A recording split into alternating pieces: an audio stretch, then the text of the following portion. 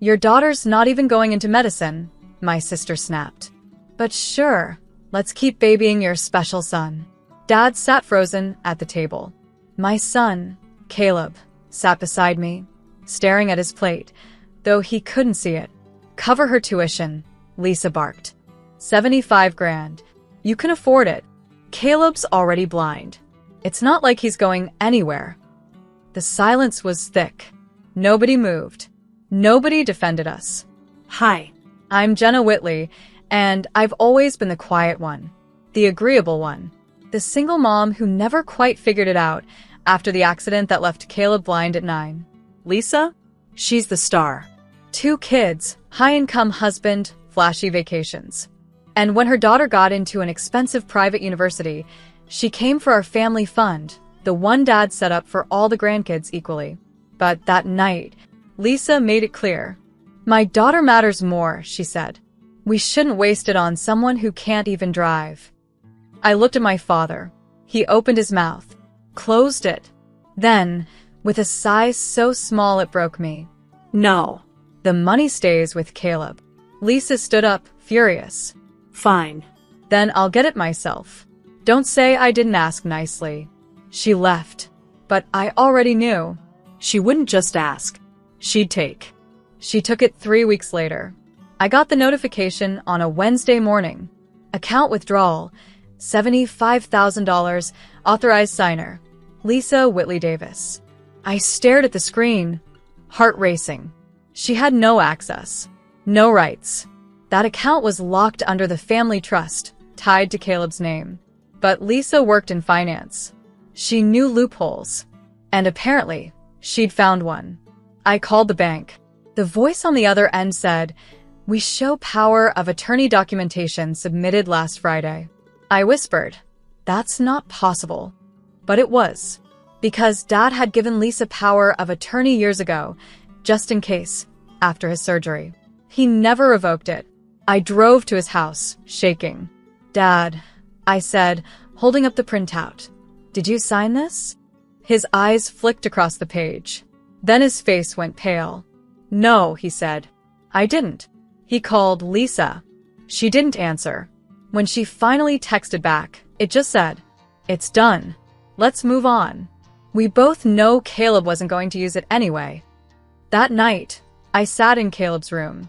He asked why I was quiet. I couldn't tell him. Not yet. Because what she'd stolen wasn't just money. It was belief in fairness, in family, in futures he still deserved. And I wasn't going to let her keep it. Dad went quiet after that. He kept saying, "Let me talk to her first," as if this could be fixed with a conversation. As if Lisa had accidentally misfiled a form, not stolen her nephew's future. Meanwhile, I watched Caleb practice tying his shoes in the hallway. He was so proud, so careful.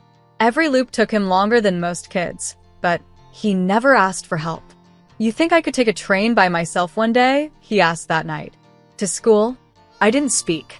Because how could I tell him his college fund had been hijacked by the same aunt who once gave him a Braille Monopoly set as a joke?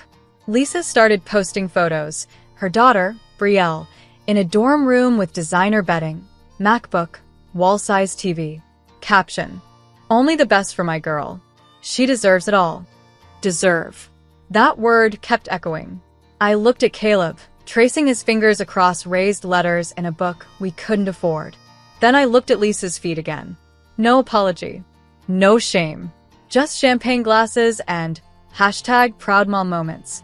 So I made a decision. No screaming. No lawsuit. Just something she never expected from the quiet one. A whisper. At exactly the right moment to the right person. The whisper went to someone Lisa had forgotten. Her husband's boss. See, Lisa loved to brag at family events about her husband's firm, the huge accounts, the luxury perks. But what she never realized, his boss, Cheryl, had once been my mentor before I left corporate to care for Caleb full-time. We hadn't spoken in years, but when I emailed her, respectfully, calmly, with every document attached, she responded within the hour. "Jenna, are you telling me Lisa forged her father's signature to reroute a minor's education trust?" "Yes," I replied. and then publicly flaunted the benefits. She didn't write back. But 2 days later, Lisa's husband resigned from the firm. Lisa called that night in a panic. "What did you do?" I kept my voice level. I told the truth. "To someone who matters." "You're destroying my family." "No," I said. "You did that when you stole from mine." She screamed something incoherent and hung up. Dad heard about the resignation, about the rumors now circling her husband's firm. He sat across from me, quiet. "I thought keeping peace would protect you both," he whispered. "I was wrong." I looked at him and didn't say I told you so. I just said, "You still have time to do one thing right." He did. The next morning, Dad went to the bank in person, cane in hand, jaw clenched like I hadn't seen since I was a kid. He revoked Lisa's power of attorney, froze the trust, and, with a shaking hand, signed over full control of Caleb's account to me. "She forged my name," he told the branch manager, "and used it to steal from a child. From my grandson." They took it seriously, very seriously. By that afternoon, a fraud investigation had opened. Lisa's access was revoked. Her husband, now unemployed and facing a potential inquiry himself, was suddenly quiet online. But I didn't celebrate, because revenge wasn't the point. Caleb was. And the next week, when I told him, gently, that the money had been stolen but was coming back, he didn't cry. He just said, "So, I can still apply for Berkeley?" I smiled. "Yeah, baby. You can apply for anything." He reached out for my hand, then stopped. "Wait," he said, grinning. "Let me try to find it on my own." His fingers brushed mine. And in that tiny moment, in his small triumph, I felt it. Not justice, but something softer. Deeper. Repaired. Lisa didn't go down quietly. She sent emails. Long ones. Rambling, manipulative. Full of lines like, "I didn't steal, I borrowed. You always envied me. If Caleb were normal, this wouldn't even be a thing." That last line? It lit something in me I'd buried for years. Because I'd spent a decade swallowing their comments. The side eyes at family dinners. The "he's such a burden" whispers they didn't think Caleb could hear. So I printed out her emails. And I mailed them to the alumni committee where she'd just been nominated as Mother of the Year at her sorority. I didn't include a note, just screenshots. 2 weeks later, her photo vanished from their website. Then came the call from her daughter, Brielle. "Why did you do this to my mom?" she asked, voice sharp. "I didn't," I said softly. "She did it to herself. I just stopped covering for her." A pause. Then Brielle whispered, "You were always nicer to me than she was," and hung up.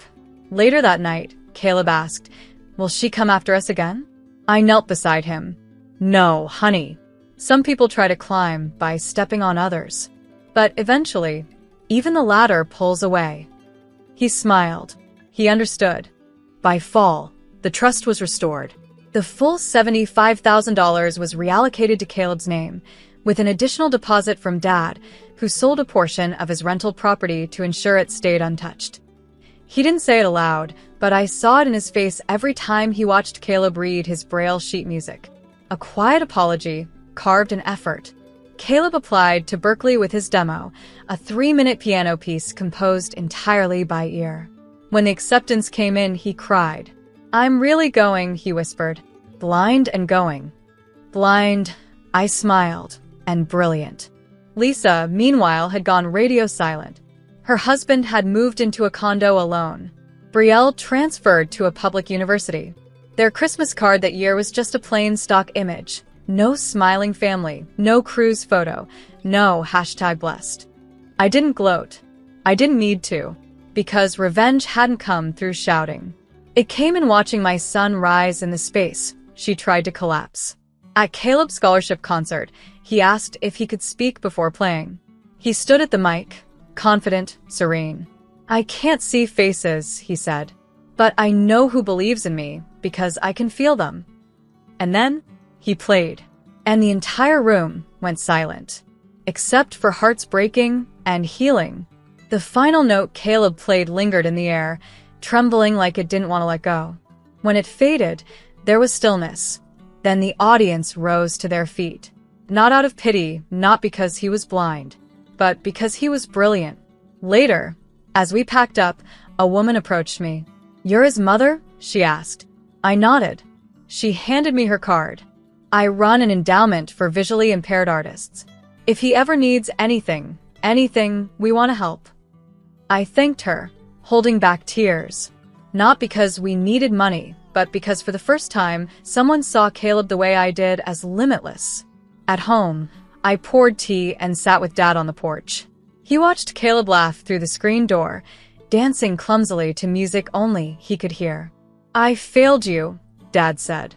"No," I said quietly. "You hesitated. Then you corrected it." He placed something in my hand, a sealed envelope. "Just open it after I'm gone. You'll understand." I never asked what was inside, because I no longer needed anything from the past. Everything I cared about was right here, laughing offbeat in our tiny living room, stumbling through joy, and playing the world back in melody. And that was more than enough.